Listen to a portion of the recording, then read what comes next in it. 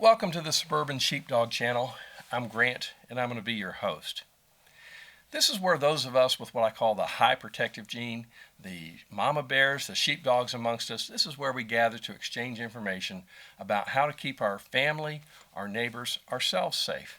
In an earlier episode, we invited a couple to meet us at the gun range, and what we did is we went through the process of helping them pick the best home defense gun. No controversy there, right?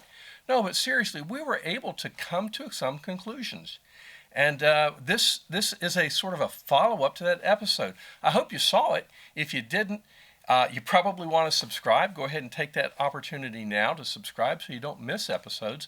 But what we're going to do is we're going to go ahead and unpack that a little bit more. There was a lot to it, and what we'd like to do is present the interview with them, additional range footage with commentary, and then a really solid wrap. Well, now we're at the range. Chris has got the PCC, the pistol caliber carbine. It's my CMMG. It's chambered in 9mm. Let's see how he does. 3 shots static, and then 3 shots on a moving target. At will. When you're ready, come off the safety.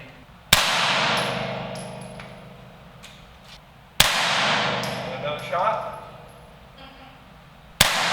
Okay, safe the gun for me. Shooter ready. Stand by.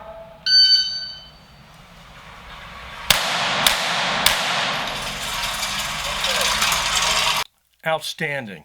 He did very, very well. First time he shot a PCC, first time he shot an AR platform. And look how friendly it was to him. Now that's at 7 yards, 21 feet.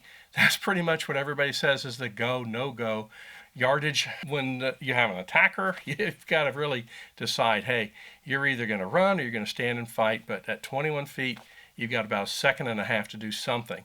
Chris did real well, both static and on the runner. And that's remarkable because it's the first time he shot that gun. Okay, Jenny's turn with the PCC. Again, chambered in 9mm. Let's see how she does. I run the beeper right now. Thumb the safety, and I want 3 shots in the center of that target.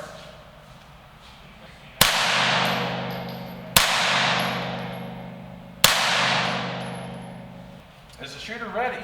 Yes. Stand by.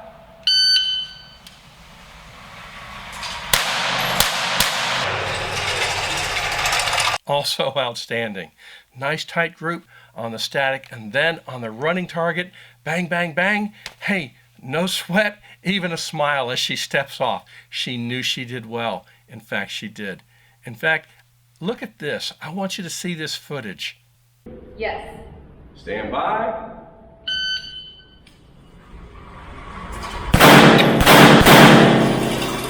What was spectacular about that? Jenny never flinched. She didn't blink her eyes.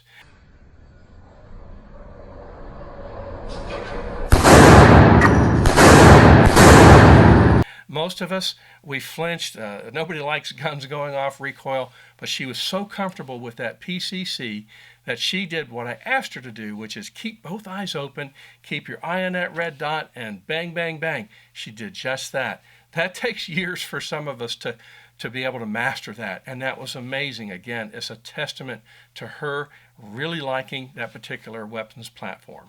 All right, we're back to Chris. Chris has got my AR-15. It's chambered in 5.56 NATO. Let's watch Chris shoot. I'm ready when you're ready. Take your 3 shots.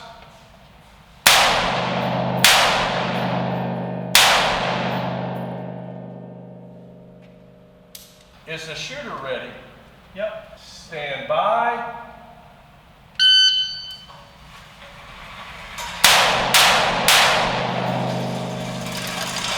Another solid performance. 3 nice shots right where he needed them, both at static targets and at a moving target. So he loves the AR platform, or at least so it would appear. Now it's Jenny's turn with the AR-15, chambered in 5.56. It's a rifle round. A little bit more noise, a little bit more recoil. Let's see how she handles it. All right, so at your discretion.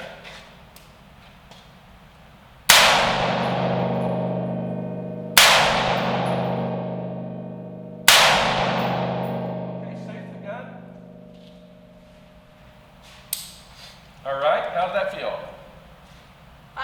much kick, just real loud, I right? like the other one better. Yeah, okay.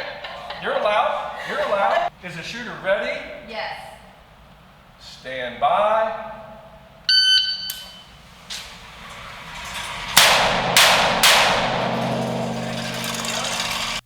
Well, she did great.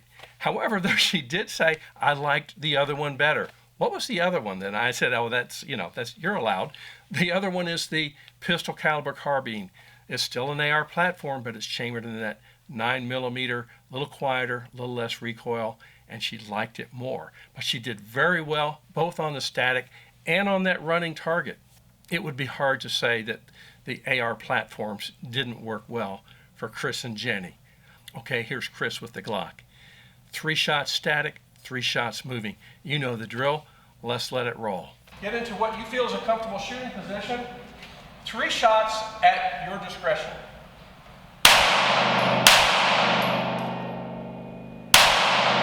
Okay. Stand by.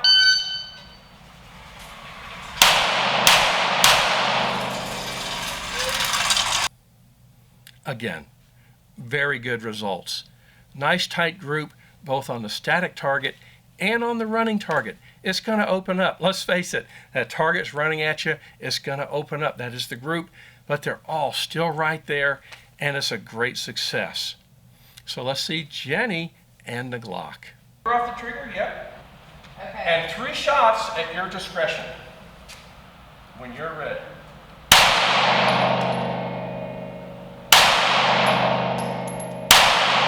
Holy cow. Okay. I'm impressed. Okay. I like that. That is. I feel good. It felt good. That felt good, Yeah, right? The yeah. Glock felt. Okay. You ready? I'm ready. Shooter ready. Stand by.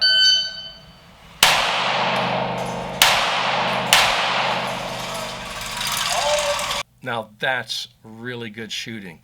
The first time she's ever shot a Glock, the first time she's ever shot a semi-automatic pistol. In fact, she wasn't even going to shoot the Glock or any semi-automatic pistol we brought. She wanted to just shoot a revolver. But after seeing Chris shoot the Glock so well, we were able to coerce her, just a little prodding. It wasn't hard, but to get her to shoot the Glock. And what she said, I like the Glock. Well, there's a lot of reasons for that.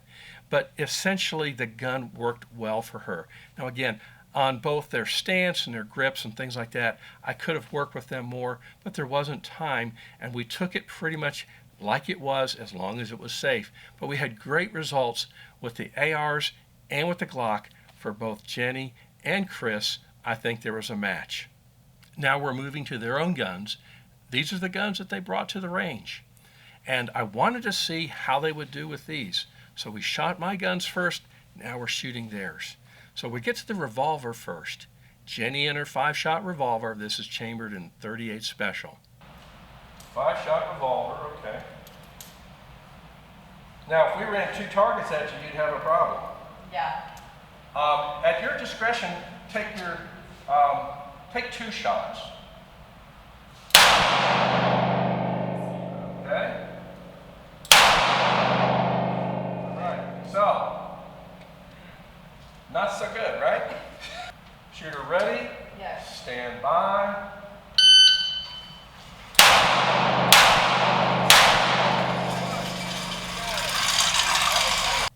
Okay, admittedly, those weren't the results she wanted. The first shot on the static target, she hit the target holder. She knew that was not right, so she made an adjustment. The next shot was pretty much center of mass. But when I moved the target at her, it again unnerved her. The revolver has a tendency to roll as we torque, particularly if there's stress involved, and we torque, and so the shots sort of spread out. We could argue whether she would have neutralized the threat or not. They were generally speaking there, but they opened up really big as compared to the way she shot the Glock. What's really important is that she was out of bullets. She missed with one, she hit with the others, but if there was a second assailant, she may have been running close to being out of ammo. I can only have too much ammo if I'm either on fire or I'm drowning. Other than that, I want more ammo, and she just clearly didn't have that. So a 5-6 shot revolver, It might be friendly to you in some ways, but then there's some problems with it as well. So let's move to Chris with his shotgun. This is his 500, his Mossberg 500 shotgun, his own personal gun. Let's see how he does. At will, just get your 3 shots on the target.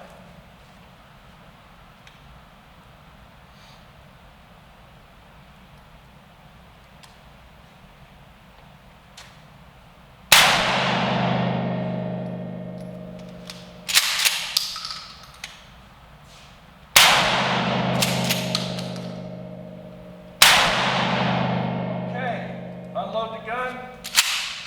Same thing, it's going to be 3 shots at your discretion, and if you cannot get the second or third shot off, just step aside. Shooter ready. Gary's ready. Stand by.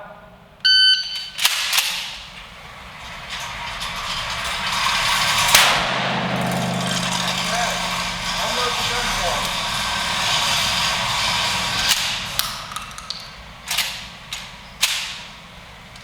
Okay, the shotgun wasn't a great success. And I wasn't completely surprised by that, because with the shotgun, there are several things we have to remember to do. Hey, we have safeties with the ARs, but we also, unlike the AR, we have to pump the gun. So we're just adding complexity. So when time came to shoot, even on the static target, there are a couple of foibles there. Forgot to take the safety off. He shot the gun, forgot to pump it. Went ahead and pumped it and got the 3rd round off. But when we reset the target and had a running target, things sort of went south quickly. And this is what happens when adrenaline gets introduced. And of course, this is just moderate adrenaline. But look at what happened. The target's running. He did manage to chamber a round, but then when he brought it up, he didn't have the safety off. By the time he got the safety off, he was working his way back. The target's 2-3 feet in front of him. Boom, he got the shot off.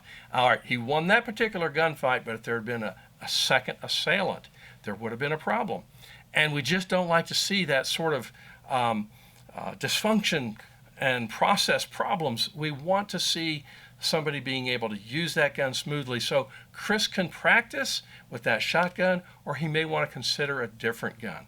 I think he's going to elect to practice with that shotgun, which is fine. As long as we're taking that safety off, as long as we're pumping regularly and we don't forget, then we're good to go. But that's a lot of muscle memory, and personally, I think the less that I have to do under stress, the better I'm going to perform.